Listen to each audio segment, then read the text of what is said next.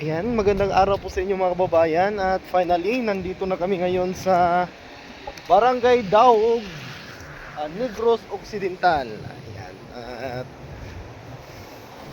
nilalakbay namin ngayon mga kababayan at pinuntahan ang mga iba't ibang lugar dito sa Negros Occidental. Ito yung target namin ngayon mga kababayan. At nandito na kami sa area. May nakikita ditong ilang bahay na talagang napakahirap ng sitwasyon nila at may tubig pa ang kanilang bakuran mga babayan. Ayan, at shout out po sa ating mga viewers dyan na nandito sa Negros Occidental. Nandito na po yung team mga babayan sa inyong lugar upang maghatid ng tulong. Ayan. Bago ang lahat mga kababayan, intro muna tayo.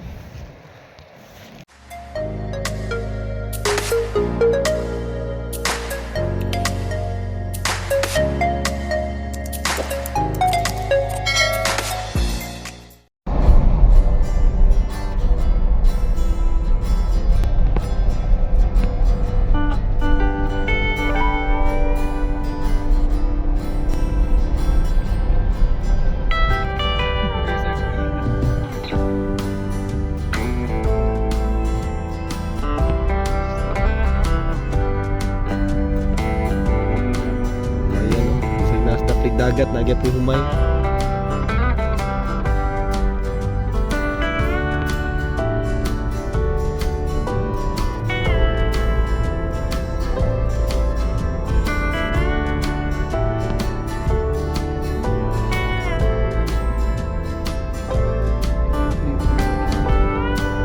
Naririnig nyo mga kababayan yung parang may malakas na hampas ng hangin.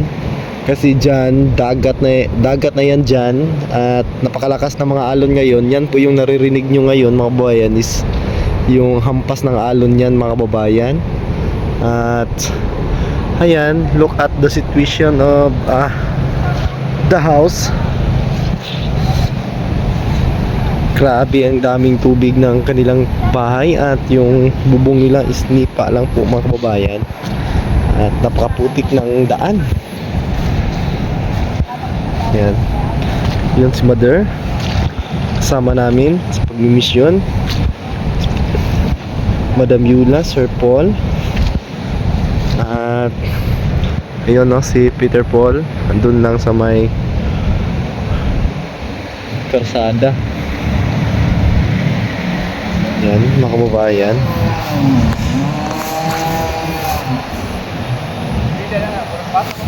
Diha to day, diha sa. Balay mas mula. Sa ilang nanay yun. Matigulang. Matigulang na ang nanay. Itong balay. Ilang bahay?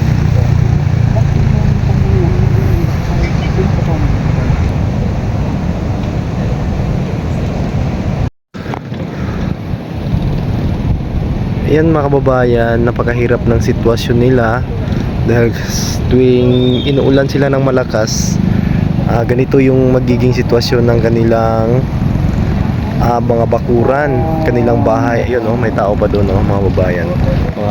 Ano lang to, 3 bahay lang po dito yung may tao at may nakatira mga kababayan. At yung pinakabubong nila, yung nipa, yung sinibit kung tawagin doon sa amin. At yung mga bahay nila mga kababayan is gawa lang sa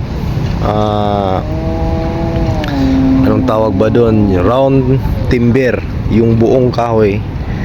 Yan lang po mga kababayan. At doon may isa ding bahay doon, may nakatira. At doon din, mayroon ding nakatira doon. At malapit lang po sila dito sa dagat mga kababayan. Dahil sa likuran ng mga kahoy na yan, dagat na. At rinig ko dito sa aking kinatatayuan ngayon yung hampas ng mga alon. Kasi napakalakas ng mga alon ngayon dito. Kasi nga dahil sa bagyo. At mga kababayan, may mga alaga pa siguro silang pati. Sa kanila siguro yan mga kababayan, kasi nandyan sa taas ng bubong nila. Ayun yung mga ibon na inaalagaan yung kalapati. Ayan. At talagang ano mga kababayan, kasi napakapatag na area na ito at napakataas ng karsada. Pag umuulan dito lahat bagsak yung tubig, kaya nagkaganito yung area nila dito mga kababayan. Ayan, napaka tubig talaga yung bakura nila. Saan kaya sila magluluto? Siguro may lutuan sila sa itaas. Hindi man sila makapag ano dito kasi napakaraming tubig. Ayan. First time namin dito first time namin ngayon dito sa Negros Occidental. May nabasa ako doon, Barangay Daog. Daog yung barangay nila dito mga kababayan. Ayan. Oh, yan oh, napakalakas. Kung maririnig siguro ninyo to mga kababayan. Napakalakas talaga ng hampas ng alon sa karagatan. Ayan. At malapit lang po ito sa daan, kaya huminto ang team. Nakita namin to kung ganitong sitwasyon, kaya huminto kami dito mga kababayan para alamin kung ano ang kalagayan ng mga naninirahan dito sa bahay na ito. Tingnan nyo lang po sa vlog ni Sir Paul yung ano mga kababayan, yung sitwasyon nila dyan, kung paano sila nabubuhay dyan. Ayan, talaga napakahirap pag ganito yung sitwasyon mga kababayan. Siguro madumi pa ang tubig na to kasi may mga ano dyan, mga baka na nandito. Yung tubig na ito ay hindi masyadong hindi to malinis mga kababayan, at hindi to safety sa ating mga katawan, lalo na kapag may sugat ka. Huwag ka na lang lulusob pag ganito kasi may mga bakterya po ito, maraming mga bakterya kasi may mga alagang hayop dito. Ayan si Peter Paul. Live yan para bukas. Live yan para bukas. Kailan magkuhan niyo? Oscar! Grabe Oscar.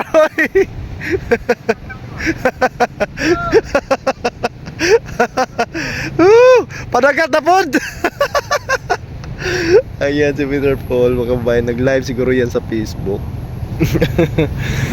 Ayan, parang fish pan yung bakura nila dito mga kababayan.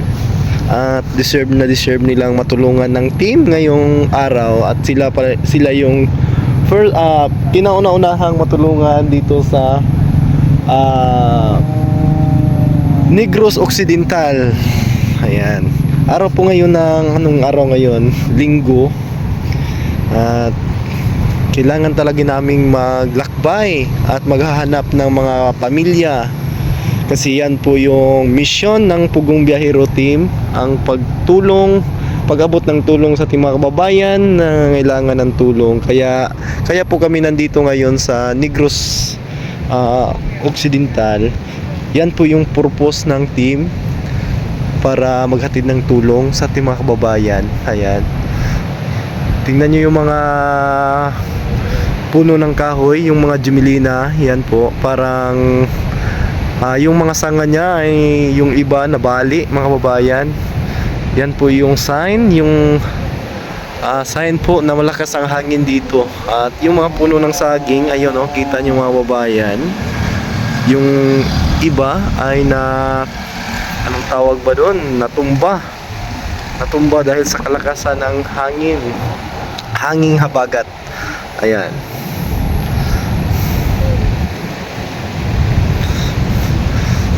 At may isang bahay pa doon. Nipa din yung pinakabubong. Ayan. At kahit ano mga kababayan, kahit malapit po sila dito sa dagat, share ko lang po mga kababayan base sa nakikita namin.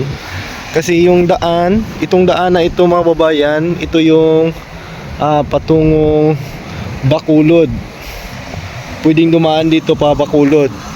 Tapos ang daan na ito mga kababayan ay ano talaga, yung nasa gilid ng malapit sa dagat mga kababayan. Pero ang nakikita ko, kahit malapit sila sa dagat mga kababayan, ay mayroon ding mga palayan.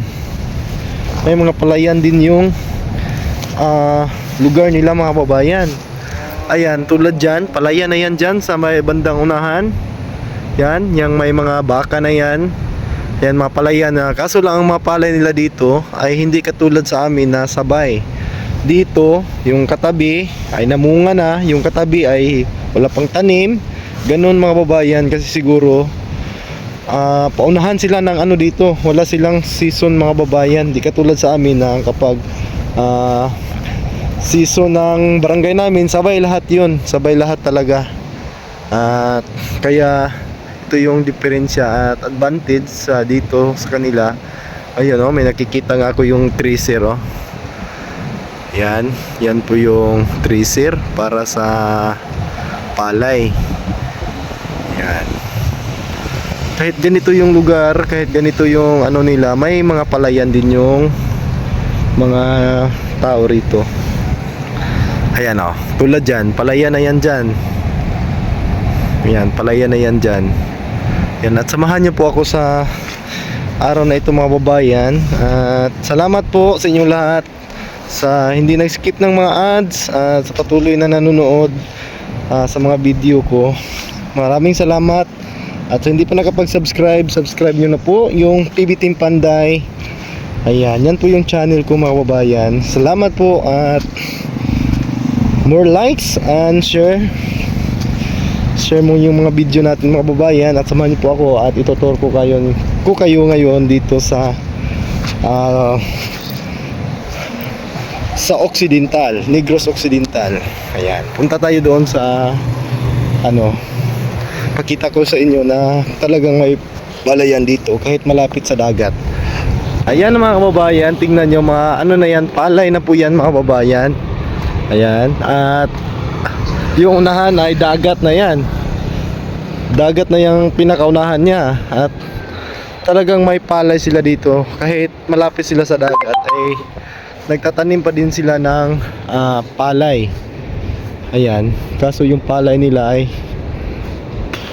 ano yan, hindi masyadong kalakihan. Pero at least mayroon sila mga pagkukunan ng kanilang konsumo, yung pang daily needs. Ayan, hindi na sila kailangan bumili pa pag naani na ito. Ayan. Ayan o, kitang kita ng dagat dito mga babayan. Siguro pag nag-high tide, inaabot siguro to ng dagat. Ayan o, dagat na yan dyan o. Dyan, ayan, dagat na yan. At talagang ano ang mga tao dito mga babayan, hindi sila nagsasayang ng mga area. Kahit papano, tinaniman pa rin nila ng palay yung mga bakanting lupa dito. Yan po yung kagandahan ng Negros Occidental. Ayan po, welcome to Barangay Daog. Ayan, Barangay Daog na po yan. At sakop siya ng Hinubaan. Yan siguro yung ano nila, bali lungsod yata, Hinubaan, or hindi ko po alam kung ano, basta sakop siya ng Hinubaan, tapos Barangay Daog. Ayan, ito yung ano nila, signage.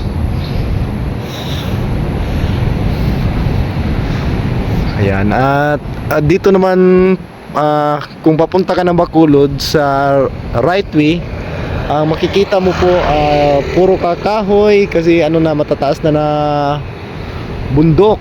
Yan, bundok na po. At yung sa kaliwa naman ay yung parte ng dagat mga kababayan dito. Ito kasi ito yung daan papuntang Bacolod.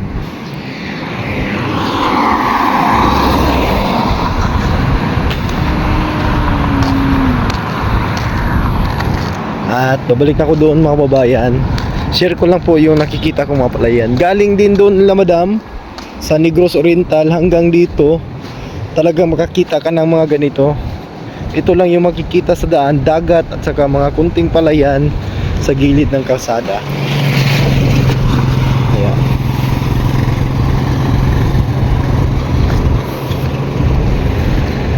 Yun o, marami palang bahay doon sa gilid ng dagat. Ayan, may mga bahay pa din doon mga babayan. Ayun.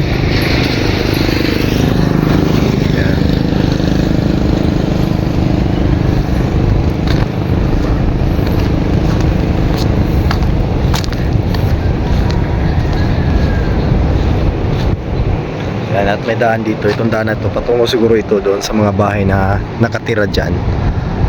Sarap sana pumunta doon. Medyo may kalayuan pa. Siguro nasa mga 3 minutes siguro paglalakad.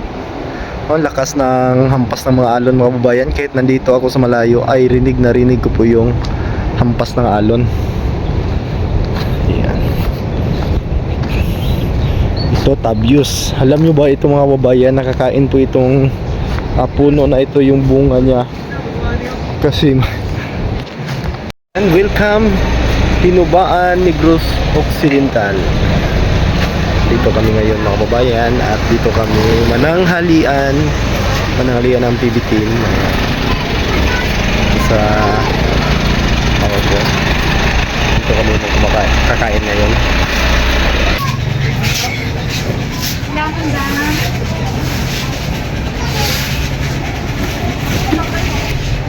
Yan, ang ganda ng ano nila mga kababayan, restaurant. Ayan, pwede ka magkape dito. Ayan, oh, native na native ang design.